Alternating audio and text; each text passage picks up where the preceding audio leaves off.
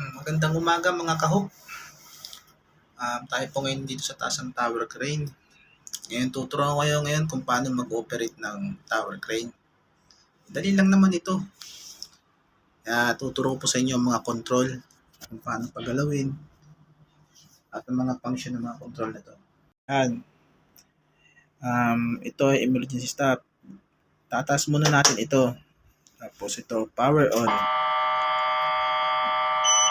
Yan, umilaw. Ibig sabihin buhay na ang crane.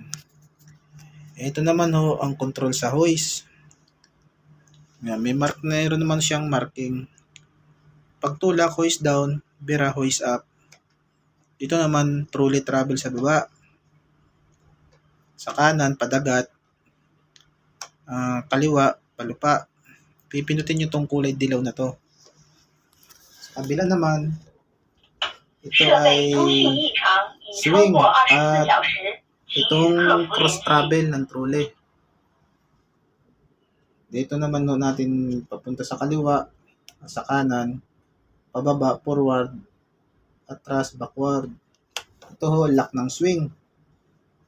Lock ng swing ito sa bypass. Dahil lang ako kasimple ang pag-operate nitong crane.